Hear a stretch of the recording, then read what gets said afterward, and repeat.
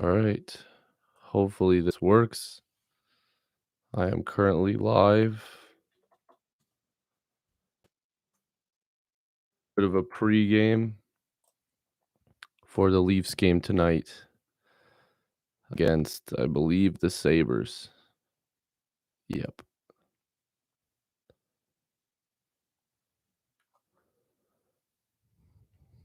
If you're in the chat, say what's up.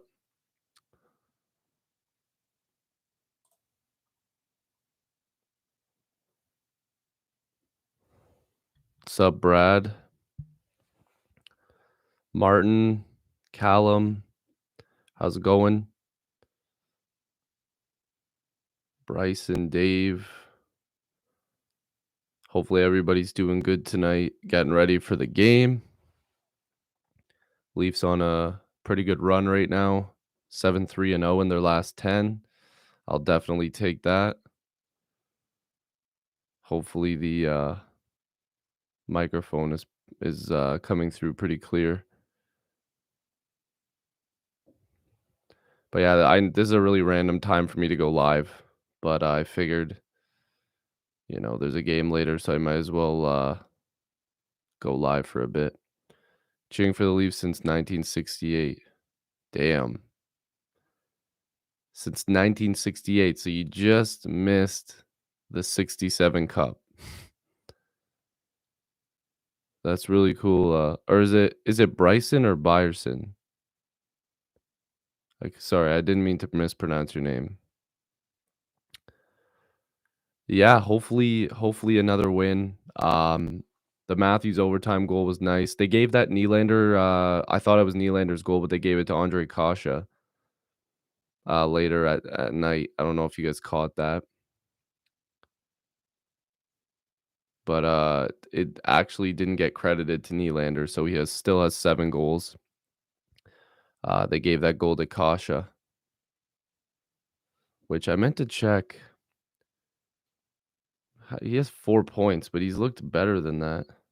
Bunting's kind of fallen off a little bit, but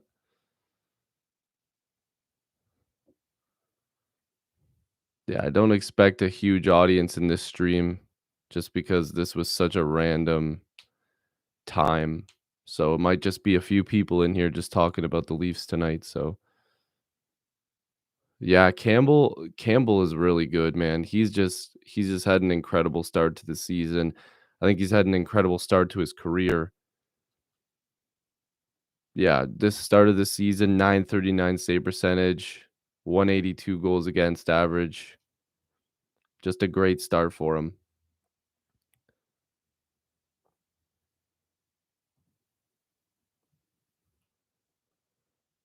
Watch both Siller and Terminal big nights.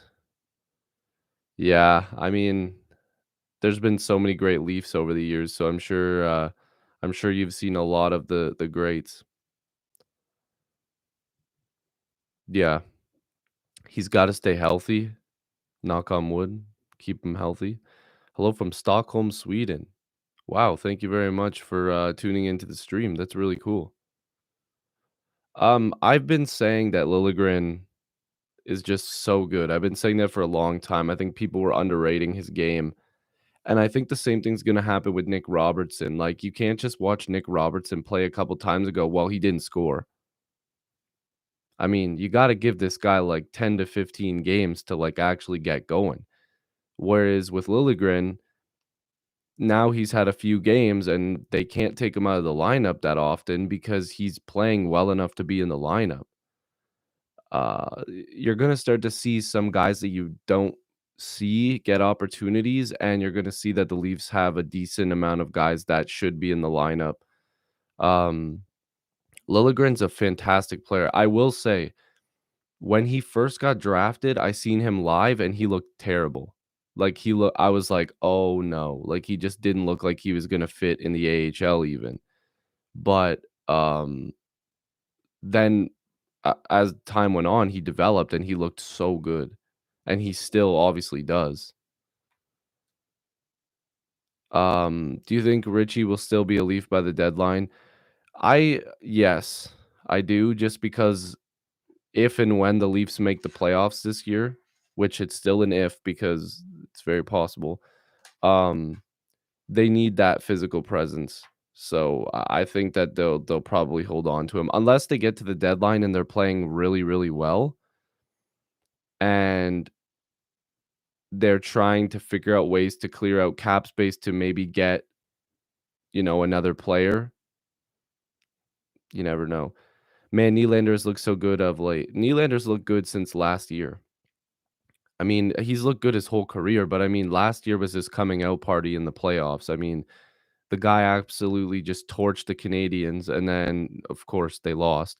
And then to start this year, he has 15 points in 15 games. I said, do not worry about that contract. That Nylander contract is not a problem whatsoever. He is absolutely fantastic. I've been saying for the longest time, this guy is incredible. Let him just play the way he plays, and that's the reason why Matthews and Marner can't play together. And I've said this, people disagree, whatever. Marner does not shoot the puck. Marner passes to Matthews every single chance he gets. To Matthews, to Matthews, to Matthews, to Matthews. Everybody knows where it's going. With Nylander, they have to respect his shot. He's got the second most shots in even strength in the NHL besides Alexander Ovechkin. So if they do not respect that shot, then the puck could be in the back of the net. So when people respect his shot, it leaves Matthews a little bit more often. Matthews is open, gets a goal. And it's the same thing with Matthews. Everybody floods Matthews. Matthews dishes it to Nylander, pucks in the net. That's why that works. Marner and Tavares looks real good to me so far. I don't see how this ever changed. Like, oh, why didn't Marner and Matthews ever play together? Yeah, they looked good for a little bit, but then everybody figured out that Marner only passes to Matthews, and then they all they had to do is just cover up because Marner doesn't shoot. Marner needs to shoot the puck more because he's got a decent shot, but he doesn't have the same shot that Nylander has. Nylander's got a much better shot. But you know what's great is we get to have both of them. They're both good players, and we get both of them. Um, Nylander's got 15 points in 15 games. Tavares has 13 and 14. Marner has 13 and 15. Matthews is 11 and 12. This is what needs to happen. Those big four need to play really well all the time, and then you need secondary scoring, which you've been getting a little bit. Kerfoot's got 8 points. Riley's got 8 points. You want more out of Bunting. You want a little bit more from Kasha, although he's been good. Spezza's probably going to pick it up as the year goes on. Yeah. So whenever the big four play, oh, and yeah, I did cut my hair. Guys, my hair was getting really long. Don't worry. I'll grow it out again, but yeah, I did. I did cut my hair. I didn't think anybody would even care about that, but apparently Mag is not too happy with that. Listen, you got to switch it up every once in a while. You can't just have the flow all the time. So, here's the thing on the Leafs and their trade stuff. So, the Dermott and Hall stuff, I think that there wasn't a trade because of injuries. Like they're saying like because of the injuries and stuff like that the Leafs were getting that they couldn't really trade anybody. But I think that Dermott or Hall was like 1 foot out the door. Like one of those guys was traded for sure.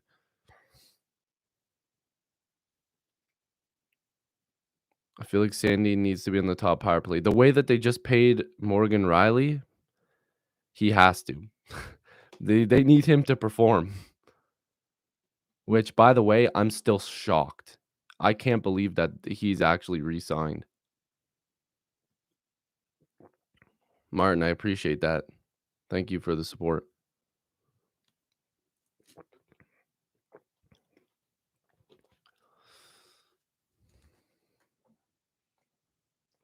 Yeah, we don't need to call anybody out in the chat. It's all good. Anybody can say what they want as long as it's in good taste. Nothing negative, racist, or anything like that. I don't want any of that stuff. Other than that, we're cool here. We're cool. Um I don't think Sandin should be on the top power play yet. I think they have to let Morgan Riley Morgan Riley is good enough to be on that top power play.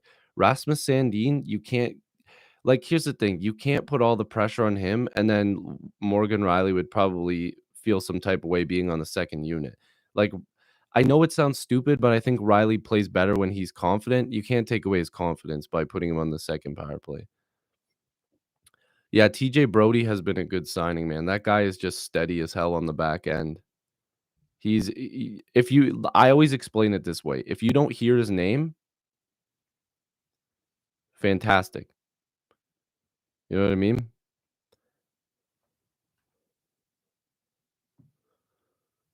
Um,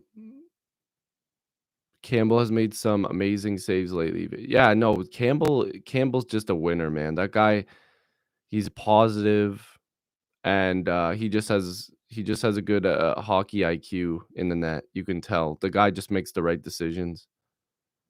I'm excited for Wool tonight. I'm excited for Joseph Wool. I think he's gonna be good.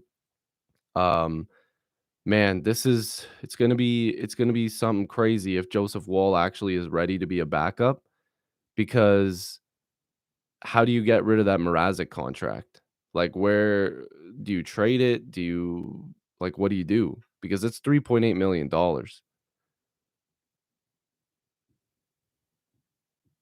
Oh, the Essentials hoodie, somebody commented about that? Yeah, actually, my friend got me this. I was very surprised. I was like, "Wow, thank you so much." I could never find them either. I really can't. I have to go on, eBay or Kijiji and all this stuff just to see, but it's like, you never know if they're fake, right? So, yeah, no, the Mrazek and the goaltending situation, it's gonna be insane, and I've been saying this for the longest time. The Mrazek deal is $3.8 million, right? And if he's healthy, he's a good goalie for the most part. $3.8 million. So now Jack Campbell's camp looks at that number and goes, that guy's been injured. You gave him $3.8 million. Campbell's playing insane. So now our number is way higher than that. Like, how do you next year go into the season? Campbell's probably going to get anywhere between 4.7 to $5 million per season. And people thought I was nuts when I said he was going to get paid over 4 million. He's definitely getting paid over $4 million. I think he'll get the same deal like Freddie Anderson did. He's going to get close to 5 million bucks. So no, Campbell's not taking $4 million. The numbers that he's putting up, you can't tell him he's getting paid 4 million.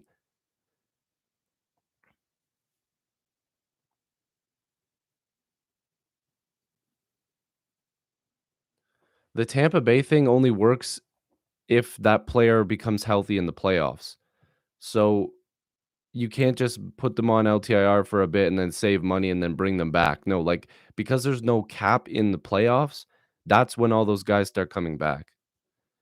I'll be sad if Kerfoot's not a Leaf next year, but he might be part of the reason why, we need to sign Campbell, you know?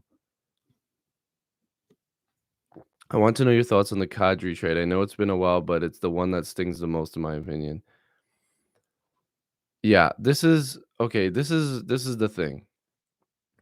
You can't you can't blame you can't blame Dubas for that trade. And I know it sounds so stupid. Kadri was my favorite player, but you can't blame Dubas for the trade that happened, okay? When we tried to trade Kadri initially, it was for TJ Brody and Sam Bennett when they were in Calgary, the both of them, which probably would have been a better trade, or I mean, however you want to look at it, than the Barry Kerfoot deal, right? But when we got Barry and Kerfoot, I was very surprised. I was very surprised. Now, the reason why I was surprised was because, and again, I have to make a full video on this and explain it more in detail. That trade will be the most misunderstood trade in the history of the Toronto Maple Leafs. One of them. I won't get ahead of myself. One of the most misunderstood trades in the history of this franchise. And you wanna know who and again, people there's gonna be people in this chat that get mad at me for bringing this up again. The reason why that trade did not work was because of Mike Babcock. You can say whatever you want. I'm sorry, this is one of the only things that I will sit here and say that there is not a chance that I am incorrect. The reason that trade did not work was Mike Babcock.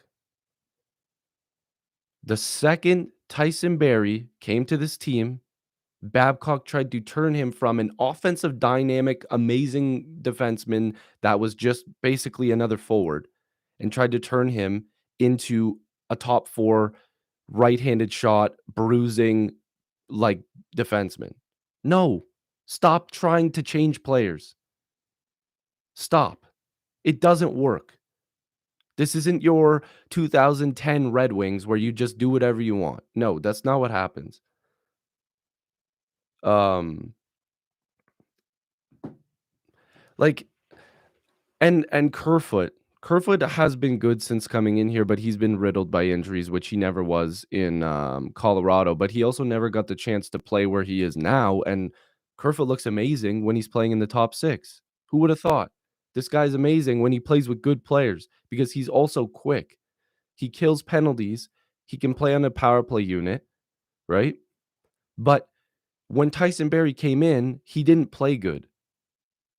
So, like, for instance, let's look up his numbers real quick. We're gonna look up Tyson Barrie's, no, Barry no, yes, he did. Bruce Wayne, he 100% did live up to the hype. His numbers was almost, he put up good numbers when what's his face, Keefe took over. He did. He put up real good numbers. Like, he ended the season on a heater. He scored, like, the next 3 games after Babcock got fired. So, the year before Toronto got him, the 2 years before him, 17-18 season, Barry had 57 points. 18-19 season, 59 points. Then he comes to Toronto and puts up 39 points. Like, I'm surprised he even had that many points. Just imagine if Babcock didn't try to change him. He would have had 40 points, 45 points easily. At least. He probably would have had 50 points. And that's a big difference when you get that extra 10 to 11 points from a defenseman. That means that you're leading the offense as a defenseman. That's better numbers than most forwards put up. And he was on the back end. Not to mention he wasn't getting that much power play time either. And that's where that guy just absolutely eats the net, is on the power play. Is there a stat that um Tyson Barrie under Sheldon Keefe?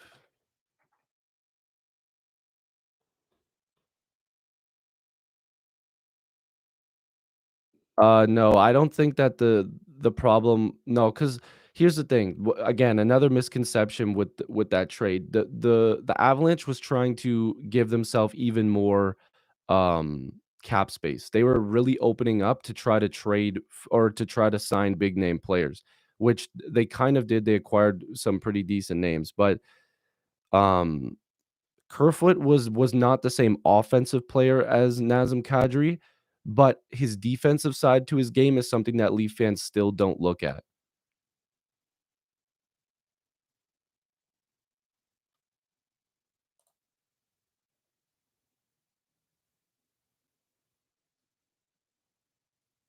Okay, hold on. Here it is. Okay, here's the numbers. If you're gonna listen to anything on this stream, listen to this.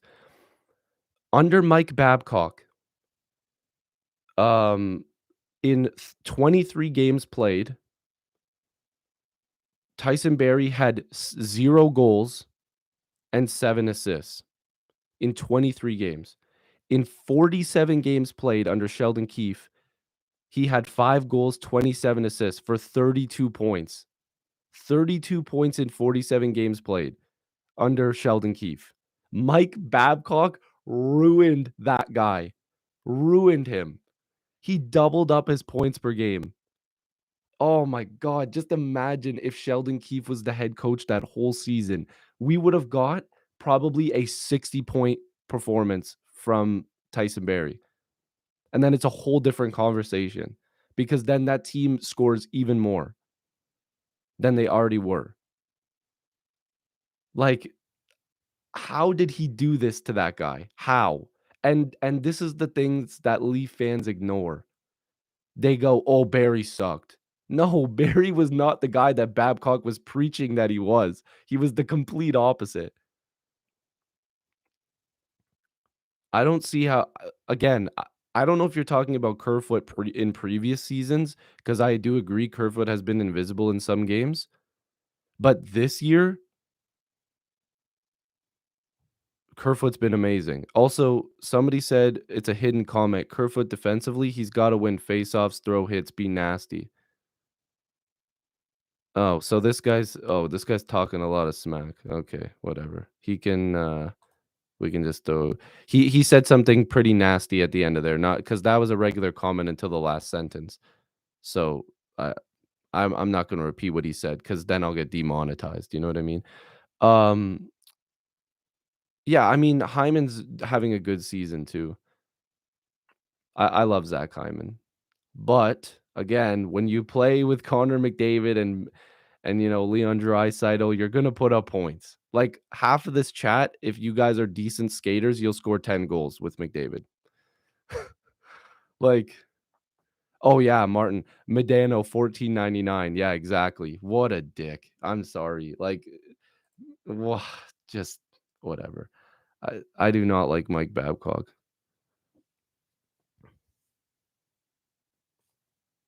Yeah. Oh, 100%. Like, again, Nazem Kadri is my favorite player.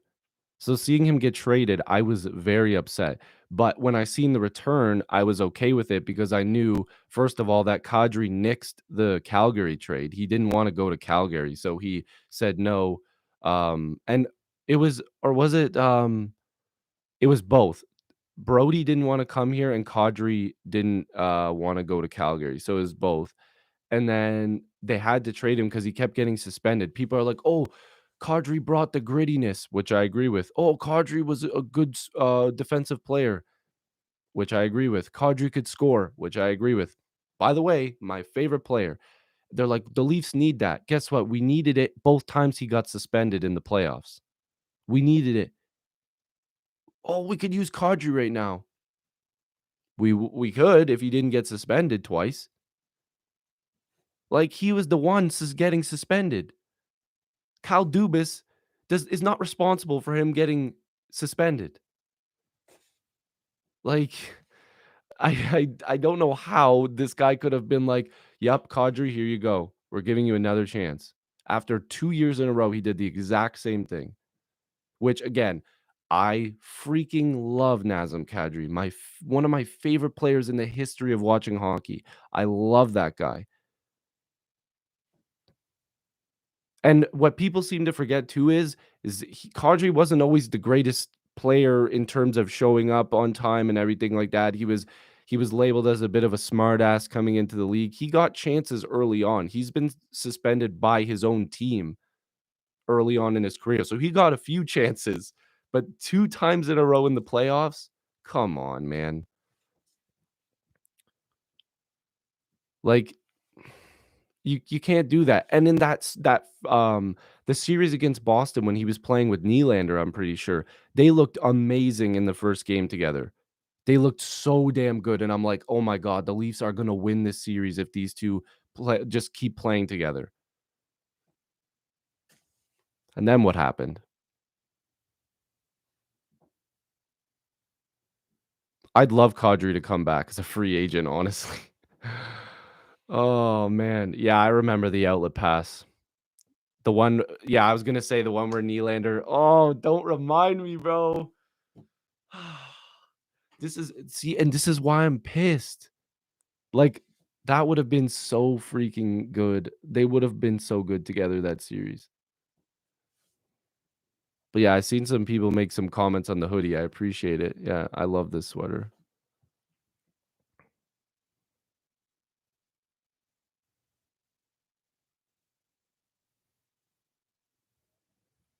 Yeah, no, I miss Kadri, but again, I have to say, let's look him up. Eh, he got suspended twice. The Leafs couldn't do nothing about it. Like, you can't just and then look, he got suspended with Colorado too. He doesn't learn.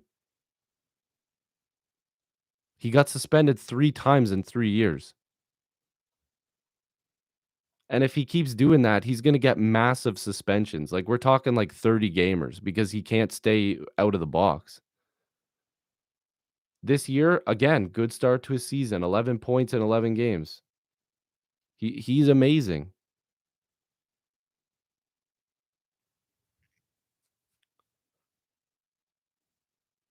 I addressed it briefly, but, like, it's something that we could still talk about. The Hall Dermott thing, I don't think either of them are getting traded anytime soon. Like, one of them, if they outplay the other one, sure, maybe the Leafs end up trying to trade one. Um, but because of the injuries that they keep getting, like, it seems like every time somebody gets healthy, somebody else gets hurt. I don't know what they're gonna do. Now, with the Mrazek thing, now this is where this it gets interesting because Mikheyev is probably gonna be back in the next, what, 2 or 3 weeks or something like that, or maybe just under a month. Mrazek is also, um Mrazek is also gonna be coming back, which means the Leafs will be over the salary cap, I'm almost sure, because they had to call up Liljegren and whatever. So, I'm wondering if they end up trading a guy like Justin Hall or a Travis Dermott or even a Mikheyev or a combination of one of, those 3 guys, and then they just go with, a guy like, um, Liljegren full time on the blue line.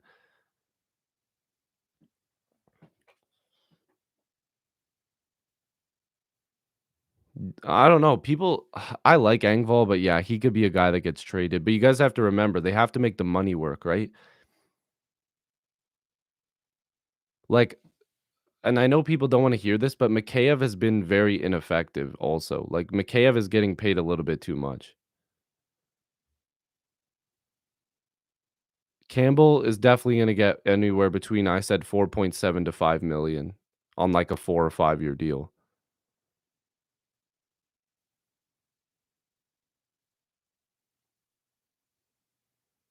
I don't think you could trade Kerfoot the way he's playing right now in the top 6. Like, guys, you have to remember, it's not just about stats. If you look at the advanced statistics and the way that if you just watch him, Kerfoot looks good this year because he's playing in the top 6. They're not sticking him on the 3rd line and making him play a different style of game. Like, when Kerfoot is in that top 6, he looks really good.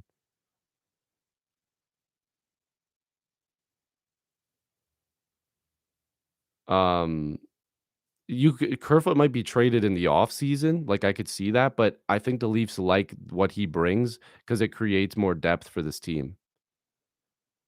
Because let's say again that there's another injury, like Kerfoot can play really well as a third line winger as in a defensive role, but he also can play really good with some of those big name players. Like him and Willie in the playoffs last year were unreal. Like I think people are undervaluing how he played in the playoffs last year. Like Kerfoot was easily one of our best players.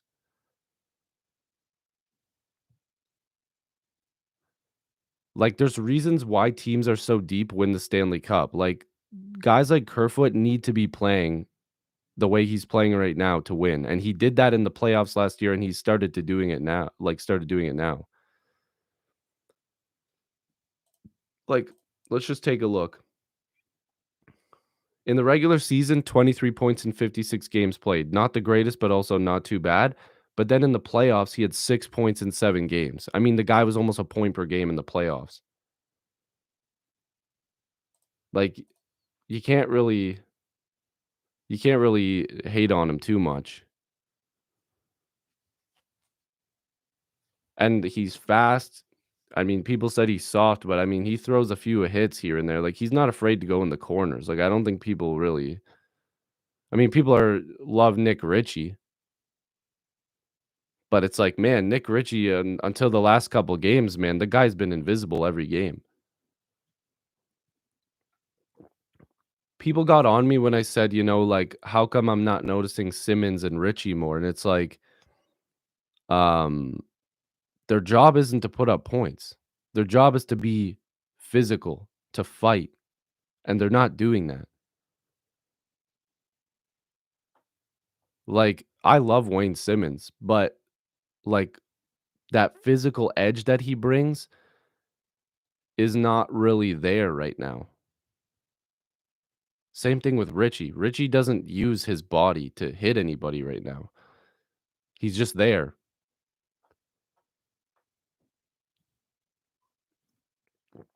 Bunting is also a pest, and he also gets in, like, he gets to pucks, but he had a really good start to his year.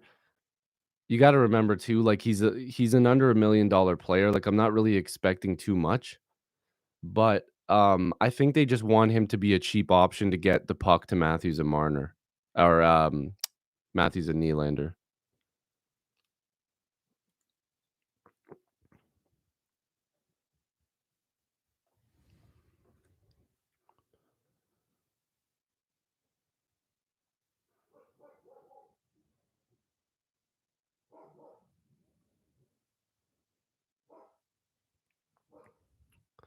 What people who call the Leafs soft don't want to say but actually mean is they want players who end careers punch someone out every night and antagonize people.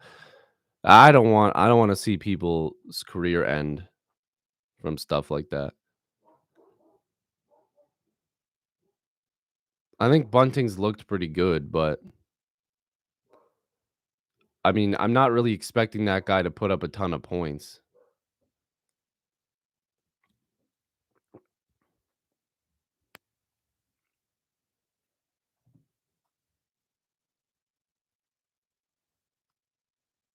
Yeah, he Bunting does do a good job. Bunting does a good job of being a pest. That's he is.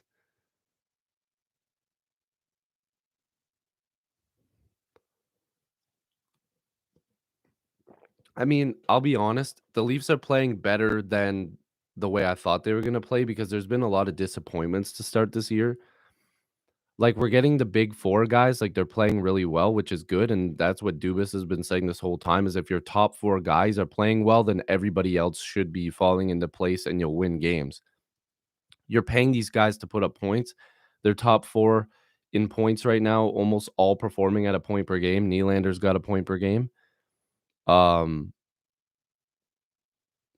but it's like, you're expecting a little bit more from other guys too. Like, I was so upset with the way that the blue line started this year. Like, Justin Hall just did not look good at all. Jake Muzzin looked terrible in the first few games. Morgan Riley was lost. Dermott was lost. Like, the blue line looked pretty bad, but they've started to get a little better. Yeah, people like Hyman, I love Hyman, and I hope that um he stays healthy his whole career, like, knock on wood, I hope he does. Um, but usually guys that play his style of game, their body wears down really fast, and that contract could look really bad towards the end of it. And that's the problem that the Leafs probably had, was that, okay, Hyman's gonna be really good in the next couple of years, but that contract probably doesn't hold up.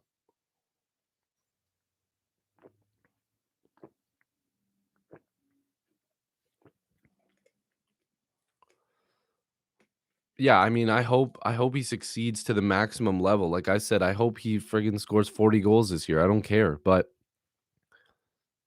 the back end of that deal doesn't look good. Like Leaf fans especially can't separate emotions for a player, like just bias as a fan versus hockey just in general. Like people here, like a lot of people are like, "Oh, yeah, like Mikheyev, he's so awesome. Do you see he loves soup and all this stuff?" And Sure, I love that guy. I think Mikheyev's awesome. He seems like a great dude. But then there's the other side of me that says, "Hey, this guy can't score to save his life." So I'm not going to sit here and act like this guy's an amazing hockey player when in reality the guy can't finish. I'd rather spend that money on somebody that actually can score goals. You know what I mean?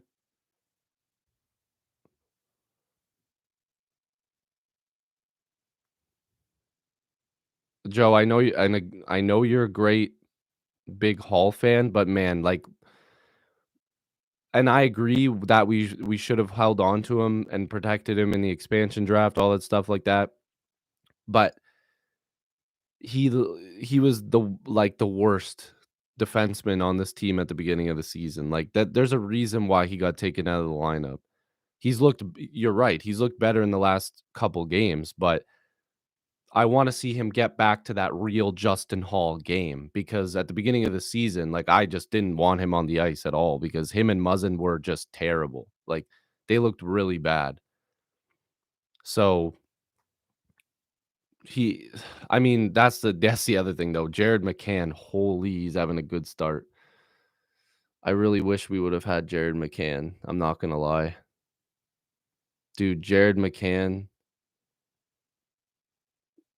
he would look so good in this top six. I know we should like I get we should have kept Justin Hall, but let me tell you something. And this people will probably disagree with me here, but if the Leafs were able to re-sign Bogosian, Hall would have been gone.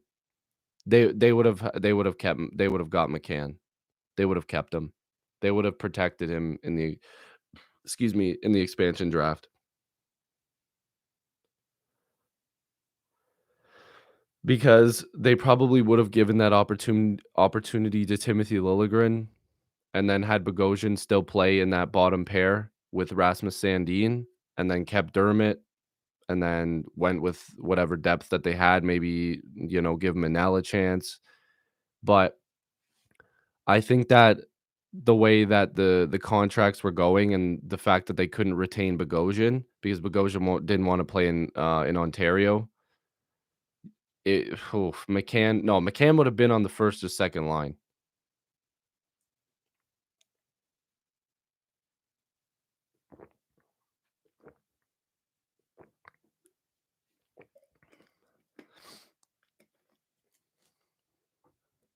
Hosang, man, it seems like Hosang doesn't want to leave the Marlies because he said he likes where he is.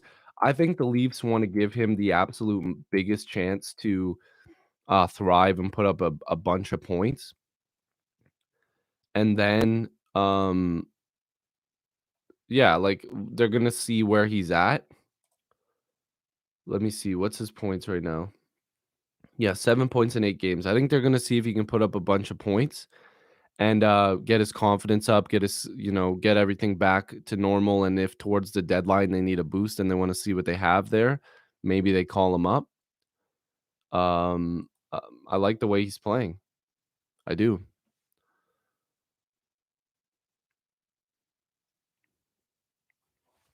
Yeah, Kapanen did score big goals, but I mean, he definitely couldn't score like he couldn't finish as much either. But the problem is that people want to believe that Dermott is this stud. I don't think anybody thinks Dermott's a stud defensive D man. Like personally, I've never seen that. I think Dermott is getting opportunities to play more his style of game because he's not a defensive defenseman. I don't think anybody thinks that. If that's the case, then they're wrong. Sorry, but um, I think that Dermott just needs the right fit, and it's the same thing with Justin Hall. Like Justin Hall, like unfortunately needs to be playing with Muzzin or like a defensive style defenseman because he can't really carry a pairing by himself. He needs another guy that plays a similar style of game or somebody that can fix his mistakes and vice versa. Hall is learning how to play with a guy like Jake Muzzin, how to correct those mistakes. But like you can't put Justin Hall with Morgan Riley and think that's going to work all the time because it doesn't. It doesn't. I don't think that Hall can do that by himself. He needs somebody with him. And it's the same thing with Dermott. He can't drive his own pair. Dermott needs somebody with him. And that's why you sign guys like Muzzin. You sign guys like Brody because that's what you do. You need to put these guys that can't play by themselves and drive a pair with guys that can't.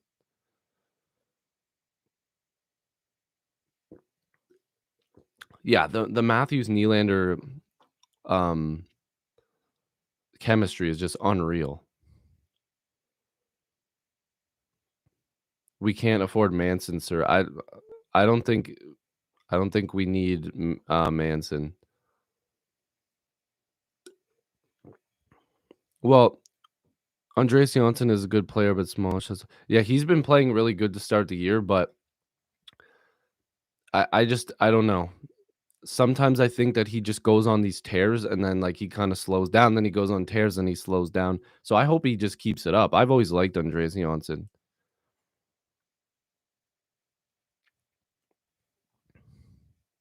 By the way, can we mention Rask? Is he returning to the NHL? Honestly, I have no idea. Joe, you think Sandin's been inconsistent? Damn. I thought he's looked really good so far. Him and Liljegren looked really good together. Man, honestly, I haven't really seen a game where he hasn't been, like, good. I mean, I don't think he's made any, like, big mistakes. Um, I mean, I don't think he's looked bad in any games, but that's just my opinion. I mean, I don't know. Um, I was gonna say, yeah, you could argue he's been their 3rd best defenseman for sure. Yeah, no, I'm not saying he's been perfect, but I mean, bad is definitely a tough thing to say. I don't think he's looked bad in any games. I don't think he's been perfect. I mean, he's still really young, but I don't think he's looked bad. But again, like you can have your own opinion. Like I'm not saying that that's the correct opinion. It's just my opinion. But I think Liljegren has looked really, really solid because Liljegren people think is like just an offensive guy, but the reason they kept him with the Marlies is because they wanted him to grow into a defensive style guy so he could be a two-way guy. So he was killing penalties, he was on the power play, playing 30 minutes a night some games. Like they've really developed him. Yeah, if we're going predictions for oh my god, you got to be kidding me. Nylander's inconsistent? Is that supposed to be a joke? Um I think that 5-2 prediction is a good one.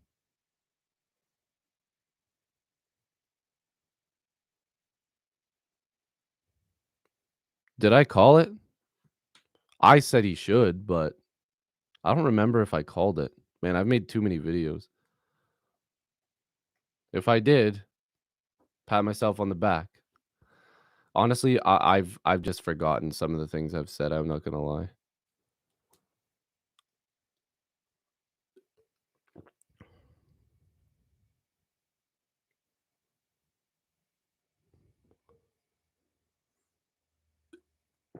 Yeah, honestly, I agree with Joe. Nylander's looked amazing. I agree with Joe. Best player so far, right now. And again, just my opinion, just Joe's opinion, just other people's opinion. I think a lot of people would agree. I think Nylander has been very consistent. I think Joseph Wall deserves the shot. Um, I'm very excited. I'm not gonna lie. Don't you okay, I need to ask you guys, every single time, even if it's not like a big name prospect, do you guys not get excited every single time a new prospect comes into the lineup? Because the media always like goes crazy with that player and it makes it feel like it's a huge deal every time. But I get excited for it. Like when when all those guys came up a few years ago, when Nylander got a shot, Cappy, like, all those guys, I was like, "Oh, I'm excited for this game just so I could watch that." With Joseph Woll tonight, I'm like, "Oh, I can't wait to watch Joseph Woll." Like, I'm excited. I'm just excited to see him. I don't know why. I know who Joseph Woll is. I've watched him play many times, but, like, in this situation, I'm like, "Oh, baby. It's time for the brick wall, baby." Every day yeah, you're right. Every debut is awesome. Yeah, exactly. You gotta give him a shot. Steves, yeah, that'd be cool to see him.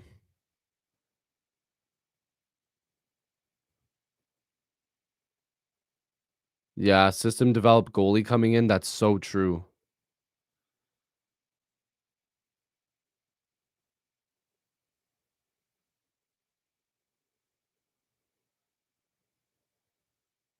Pavel Gogolev? Yeah, I know. He played for the Guelph Storm. I seen Gogolev play a lot. Let me tell you guys something, okay? I seen Pavel Gogolev play a lot for Guelph. That guy can score. I want him to succeed so bad as a bottom six guy. I think Gogolev can score the lights out.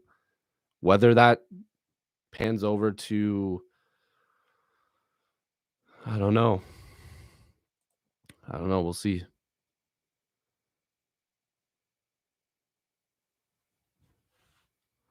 The only players I totally called was Nylander and Campbell, and two pretty damn good players. Yeah, I mean, everybody was always on Nylander's case, but I was like, just wait, just wait, just wait. I don't think we're wrong. I don't go to a lot of Storm games. This year I want to. Like, I don't know if there's anybody that goes to Guelph Storm games, but I've also I don't know if any of you guys go to Marley's games, but I'm gonna be going to the Marley's game November 27th. So if any of you guys are there, let me know.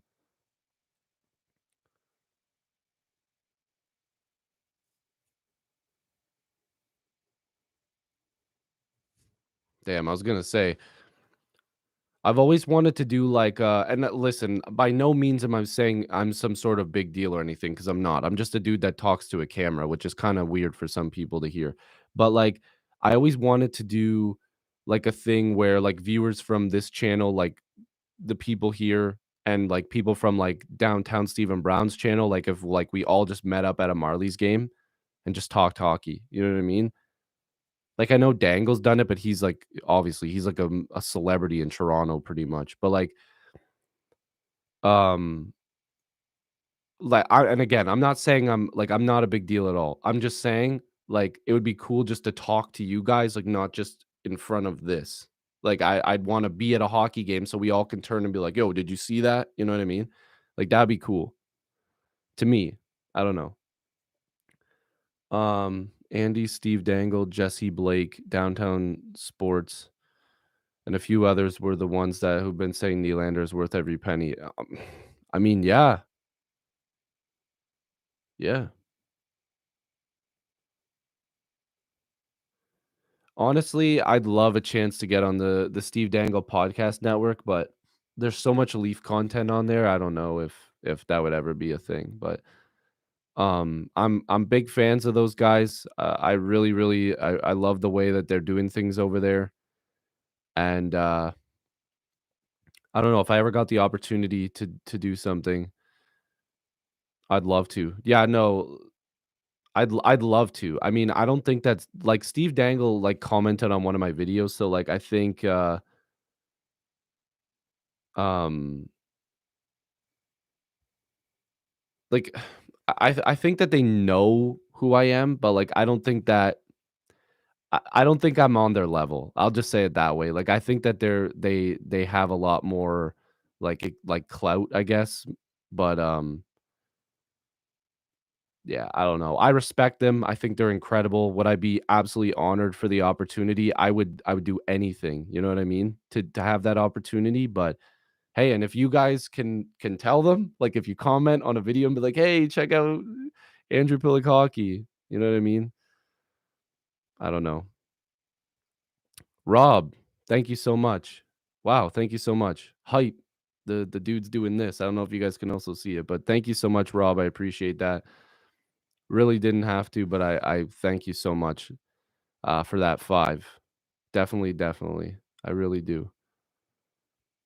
Somebody said that they can show me some cool bars and restaurants and stuff. I actually live in Guelph. I'm okay to say that because I trust you guys. I do live in Guelph, so I do know about the restaurants and bars and stuff like that. But I don't drink. I'm straight edge. Like I don't drink alcohol at all. I'm 25 years old. I think I've told most people. I'm good with some Gatorade, with some water. I don't know. I don't drink. But hey, to each their own. I don't diss anybody that does that. It's just a life choice. But give me a 24, a Gatorade Zero, and I'm in. I'm the dude at the bar that's drinking a Sprite.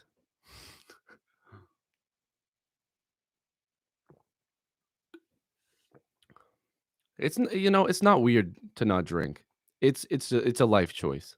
I don't smoke. I've never smoked. I've never taken a sip of alcohol. I've never done any of that stuff. There's also a very personal reason. Um, like in terms of like something in my family that I've made that choice.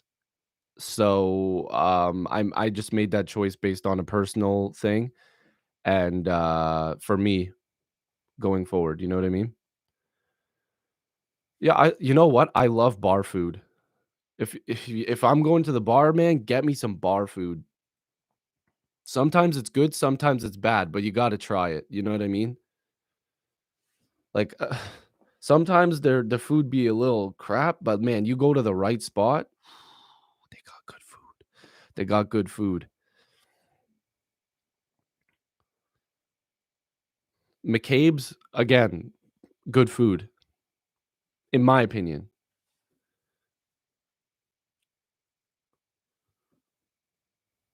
No, I don't drive a pickup truck. I actually drive a car. I drive a oh, I just got invited to dinner actually. I drive just a smaller car. Um, but yeah, no, like listen, and I know there's people here that are supporting me and saying that I should be on the Steve Dangle podcast network. The only way for them to maybe recognize me is if you guys mention if they ever say, "Hey, do you guys have any suggestions?"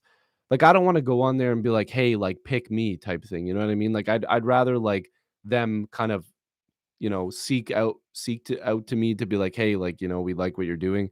But if you guys comment on there and say, "Hey, like maybe give this guy a shot." Not saying you have to, but if you ever get the chance to comment if they're saying, "Hey, we're looking for people," throwing my name out there, I'd really appreciate that. Um, yeah, I don't know. It would be an honor. Like, I don't think you guys understand. Like, I would be so just over the moon, so happy if I got a chance to do it.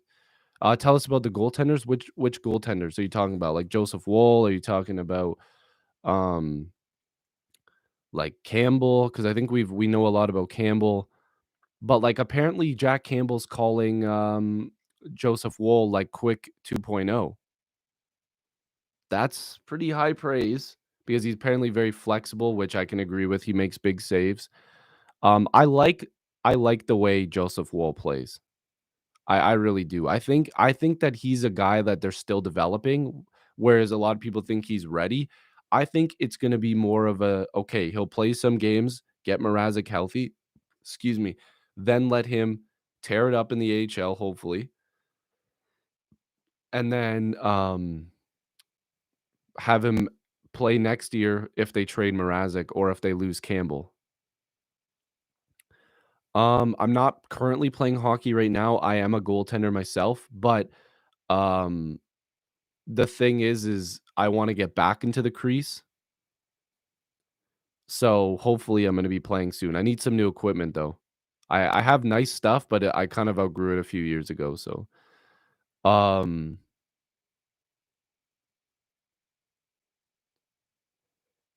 when did, I know who Gravity is. I don't know when he mentioned my name, but I haven't talked to that guy in a long time. The first ever collab video that Gravity did ever on YouTube was on my channel. You have to go way back to find it, but Gravity and I did a Leaf review, Leafs versus, Dallas Stars when he was, like, had no subscribers, like, he was very and now look at him. I mean, he's doing good, so hopefully he's doing well.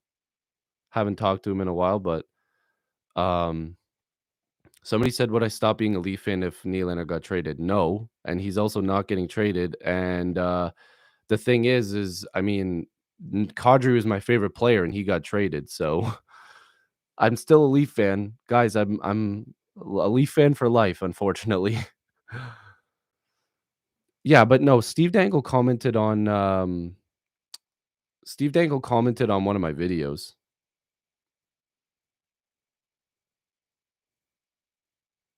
When where is it in a video? I'd like to see.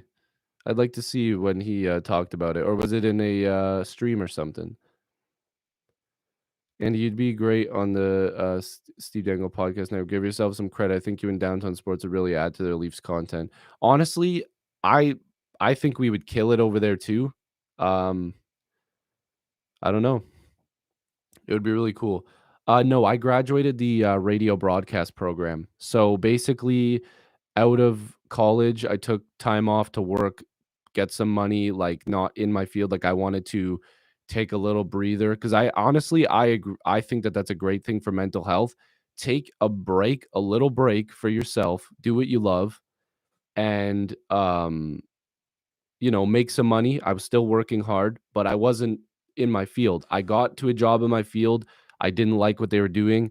So I went back to another job. The pandemic happened. So now I'm going to be looking for a job in my field again. So it's kind of been a bit of a cluster, which kind of sucks, but I will definitely be getting back into the field. I have been promoted at the job I'm at right now, so that's good. I got a raise. I'm doing well, but I want to get into something else. David, thank you so much, David Emery. I really, really appreciate that. Andrew, love your perspective. I appreciate that you don't just repost stuff from Sportsnet. Thanks for bringing original content to this channel. Should be a fun game tonight. Go Leafs, go. David, appreciate you so much. Thank you so much. Um, Again, like, you guys definitely don't need to donate, but I really, really, really appreciate it. Um, the $10, like, listen, like, that means a lot to me. Thank you so much. And I'm glad that you're liking the content on this channel. Definitely should be a fun one tonight. Enjoy the game. And yeah, definitely go Leafs go, of course. Um, oh, he did a throwback stream. That's cool. Yeah. Definitely. I've considered going back to school, but I don't know if that's in the cards right now because I'm building a platform for myself here, which is also another thing.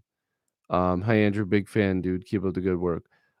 Thanks, Owen. Appreciate it. I think I've seen your channel before. I think I might have clicked on your channel before, but thank you so much.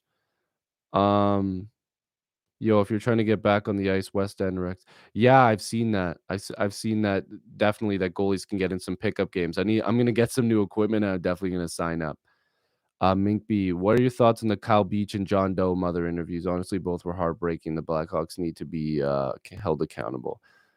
Before I say that, no disrespect. I just want to say, Bruce, thank you so much for stopping by the stream. I appreciate that. So I mentioned this at the end of one of my videos, the Kyle Beach, John Doe 2 situation. The interviews have been very heartbreaking. The whole situation in itself is heartbreaking, and it really hurts to see stuff like that because the way that this situation has been dealt with by the Blackhawks and the NHL is disgusting. There's no other way to talk about this, and, like, I have 0 respect for the way that it's been handled.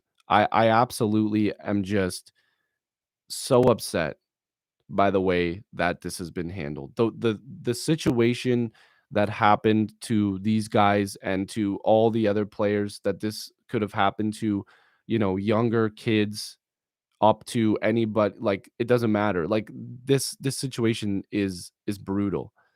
I said I 100% support Kyle and John Doe to their families, and obviously, I wish I was in a position to do more.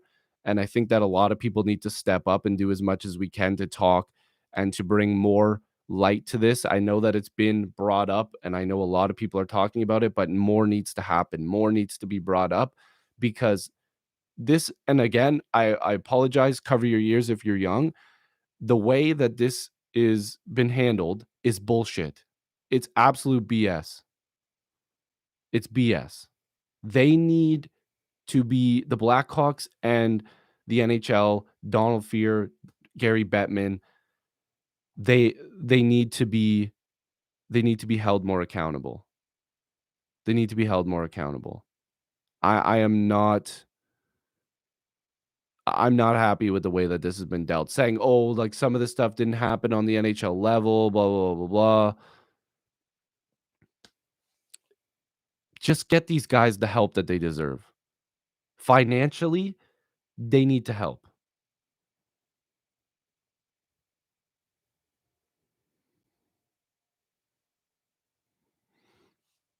So, honestly, the best thing I could say is that I just want these guys to be given the support that they deserve because what happened previously is not okay. That's just what I got to say. So, tough, it's just a terrible situation, but I mean, I hope that they get everything that they deserve.